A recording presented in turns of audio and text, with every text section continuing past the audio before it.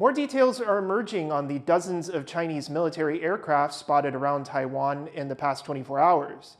It comes as China designated a special zone in the Taiwan Strait for a live-fire shooting exercise without giving prior warning. Our defense reporter Jaime Ocon is monitoring these developments for us. Jaime, what's the military saying? Also, now we have some new numbers from Taiwan's Defense Ministry. This morning reported that 45 Chinese military aircraft were spotted operating around the country on Wednesday, along with 14 naval ships. And Taiwan's military has also now made public the zone in which China temporarily closed off for live-fire shooting drills. The military says that this zone was 75 kilometers off the coast of the southern city of Kaohsiung, and that a small fleet of 7 naval ships were in that zone, but they are now gone. Those numbers are a pretty big increase from the 10 or so aircraft and the 5 or so ships that we're used to seeing from China sail around Taiwan on a daily basis. The Navy here says that it scrambled its own fighters and as well as aircraft to monitor China's activity. But according to the map provided by the Defense Ministry, those drills ended around 3:40 yesterday afternoon, but we still aren't too sure. We're still waiting for an official confirmation from Taiwan's Defense Ministry of whether or not China even used live-fire ammunition in these shooting drills.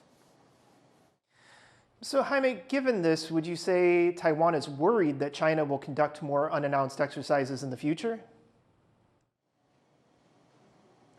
Well, Taiwan and the United States are seeing how China's advancements in military technology and its growing operations around the activity is putting a bit of a concern. It's getting increasingly difficult to actually differentiate what is a large-scale military exercise and what could be possible preparations for war. There is a concern, though, about these live-fire drills in such a congested and busy waterway like the Taiwan Strait, as they do disrupt civilian traffic, air and maritime activity. This morning, I spoke to David Sachs. He's a security analyst with the Council on Foreign Relations, and I started with asking him, what is the biggest threat when China conducts these unannounced drills? I mean, the danger that these drills were unannounced is that obviously it affects civilian air traffic as well as civilian shipping. That obviously seems to be what the Taiwan Ministry of National Defense is focused on rather than where the exercises took place or the nature of the exercises, because the PLA, to be frank, has been conducting far more provocative actions vis-a-vis Taiwan over just the last few months, challenging Taiwan's territorial waters, large-scale exercises, as Admiral Paparo recently commented on, that look more like rehearsals than exercises. So I don't think that the scale of this was necessarily qualitatively different, and I don't think that the location is overly provocative compared to what they've been doing previously. I think it's the fact that they didn't announce it, they didn't provide warning, and the implications that that has for civilian air traffic. And what about these unannounced exercises, the nature of these drills that are drawing concern? Well, why are we seeing this now? What I would say, first of all, is that we know that Beijing likes to test a president right after he comes into office. So I think that everybody who was looking at Asia policy and everyone who's looking at U.S.-China relations expected a test early on for the Trump administration. They want to see to what extent he's focused on Asia versus being distracted by events elsewhere. They want to see his level of commitment and resolve to defend U.S. allies and partners.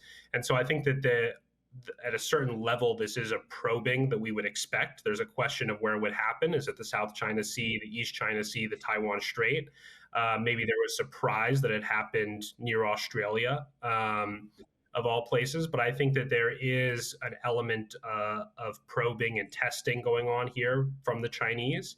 And I also think in the case of Taiwan, they're carefully watching what President Trump says and does on Taiwan.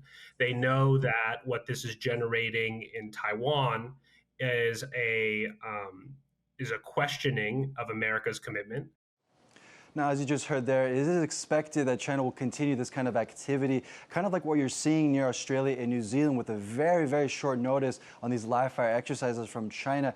It is important to remember, however, that these drills are happening in international waters, but despite that, it's still putting pressure on allies in Asia to stay alert.